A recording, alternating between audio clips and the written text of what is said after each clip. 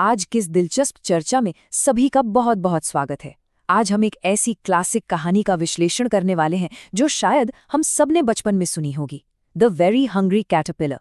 लेकिन आज हम इसे सिर्फ बच्चों को गिनती सिखाने वाली किताब के नजरिए से नहीं देखने वाले, बिल्कुल नहीं।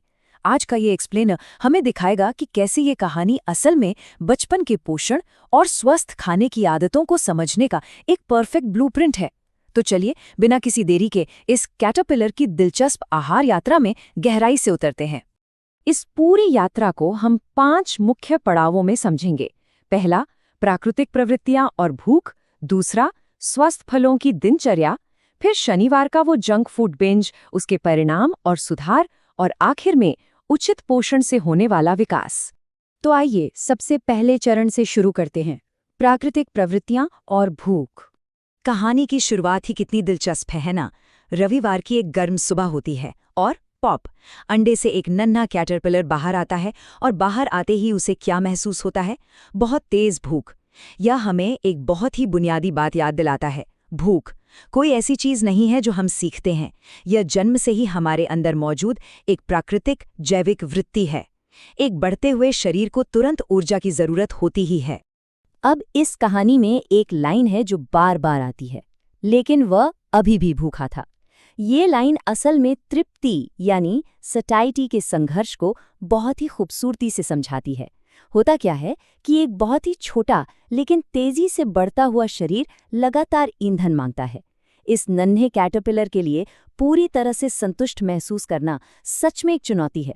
बिल्कुल वैसे ही जैसे तेजी से बढ़ते बच्चों को अक्सर हर थोड़ी देर में भूख लगती रहती है।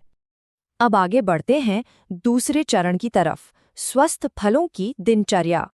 अगर हम कैटरपिलर के पूरे हफ्ते के रूटीन पे नजर डालें तो सोमवार से शुक्रवार तक का पैटर्न बहुत ही सेट है। सोमवार को 1 सेब, मंगलवार को 2 नाशपाती, बुधवार को 3 बेर और ऐसे ही बढ़ते बढ़ते शुक्रवार को 5 संतरे। ये एक बहुत ही नपी-तुली और कंट्रोल में की गई वृद्धि है। ये बिल्कुल उस तरीके की तरह है जैसे छोटे बच्चों को धीरे धीरे एक-एक करके नए और स्वस्थ खाद्य पदार्थों से परिचित कराया जाता है। तो यहाँ समझने वाली सबसे बड़ी बात क्या है? देखिए, भले ही उसके खाने की मात्रा हर दिन एक-एक करके बढ़ रही है, लेकिन उसके खाने की क्वालिटी एकदम स्थिर है। वो पूरी तरह से प्राकृतिक होल फूड्स खा रहा है। ये धीरे धीरे बढ़ने वाली डाइट उसके शरीर को स्थिर विकास के लिए एकदम सही शुरुआती ईंधन दे रही है। सच कहूं तो ये एक बेहतरीन उदाहरण है कि एक प्राकृतिक दिनचर्या कैसे काम करनी चाहिए। लेकिन फिर आता है हमारा तीसरा चरण, शनिवार का जंक फूड बिंज। यहाँ चीजें अचानक से पलट जाती हैं। वो जो धीरे धीरे बढ़ने वाली गिनती थी ना, वो अचानक सीधे 10 पर पहुंच जाती है। केवल एक ही दिन में ये छोटा सा जीव 10 अलग अलग तरह की चीजें खा लेता है। पिछले 5 दिनों की उस शांत और मापी हुई गति के बाद ये एक बहुत बड़ा और अचानक आया बदलाव है। ये साफ तौर पर नियंत्रण खोने का संकेत है।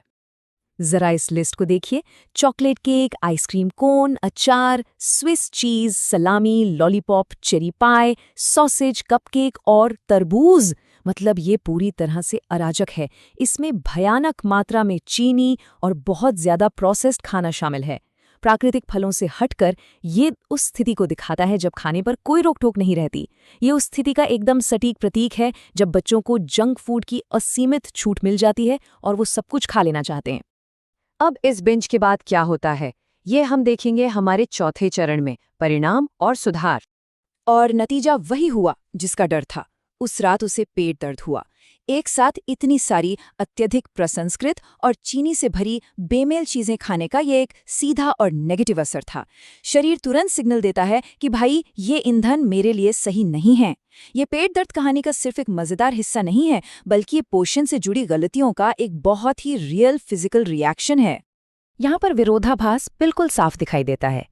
एक तरफ है शनिवार का वो दर्दनाक बिंज, 10 अलग अलग जंक फूड आइटम जिन्होंने उसे पूरी तरह बीमार कर दिया। और दूसरी तरफ है रविवार का वो बेहतरीन सुधार। अगले दिन वो वापस अपने प्राकृतिक आहार पर लौटता है। वो बस एक अच्छी ताज़ी हरी पत्ती खाता है और उसे तुरंत बहुत बेहतर महसूस होता है। इसे हम एक न्यूट्रिशनल रीसेट कह सकते हैं। यह दिखाता है कि जब हम शरीर को उसका सही और जैविक भोजन देते हैं तो वो कितनी जल्दी और कितनी सकारात्मक प्रतिक्रिया देता है। इस हरी पत्ती को खाने के ठीक बाद कहानी में एक बहुत बड़ा टर्निंग पॉइंट आता है। अब वो और भूखा नहीं था। फाइनली, आखिरकार उसे वह सच्ची तृप्ति मिल ही गई। सोचिए, जो काम 10 अलग-अलग जंक फूड आइटम मिलकर भी नहीं कर पाए, वो काम प्रकृति के एक सही और उचित आहार ने कर दिया। सही पोषण ने अंततः उस लगातार लगने वाली भूख को शांत कर दिया। और अब हम पहुंचते हैं अपने 5वें और अंतिम चरण पर, उचित पोषण के माध्यम से विकास। पूरे हफ्ते के स्वस्थ फलों, जंक फूड से मिले उस कड़े सबक और रविवार के उस महत्वपूर्ण रीसेट के बाद कैटरपिलर में एक बहुत बड़ा शारीरिक बदलाव आता है। अब वो कोई छोटा कैटरपिलर नहीं रहा, वो एक बड़ा मोटा कैटरपिलर बन गया है। इस पूरी प्रक्रिया ने उसे वो जरूरी ऊर्जा और कैलोरीज दी हैं जो उसे अपने जीवन के अगले सबसे बड़े चरण के लिए शारीरिक रूप से तैयार करने के लिए चाहिए थी।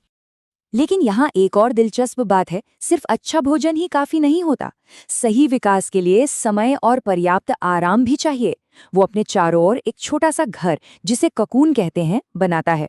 वो वहाँ 2 हफ्ते से ज्यादा समय तक रहता है, आराम करता है और अपनी ऊर्जा को प्रोसेस करता है। उसके बाद वो एक छेद करता है और बाहर आता है। ये कदम हमें एक बहुत बड़ी सीख देता है कि स्वस्थ विकास के लिए उचित पोषण के साथ साथ पर्याप्त आराम भी उतना ही जरूरी है। और ये रहा इस पूरी पोषण यात्रा का अंतिम और सबसे शानदार परिणाम। वो एक बेहद खूबसूरत तितली बन गया है। ये उस प्राकृतिक क्षमता को दर्शाता है जिसे सही आहार, पर्याप्त आराम और उचित देखभाल के जरिए हासिल किया जा सकता है। वो छोटा सा भूखा कैटरपिलर अब अपनी पूरी क्षमता तक विकसित हो चुका है। तो इस एक्सप्लेनर के अंत में ये कहानी हमारे सामने एक बहुत ही अहम सवाल छोड़ जाती है। हम सभी के जीवन में जो छोटे बच्चे या कहें कि हमारे अपने कैटरपिलर हैं, उन्हें हम उस अनहेल्दी चेरी पाई की जगह पोषण से भरपूर हरी पत्ती चुनने के लिए कैसे प्रेरित कर सकते हैं? ये सच में एक ऐसा विचार है जिस पर हम सभी को गौर करना चाहिए। आज के इस विश्लेषण का हिस्सा बनने के लिए बहुत बहुत धन्यवाद। उम्मीद है ये आहार यात्रा हम सभी के लिए कुछ नया और बेहतरीन सीखने का अनुभव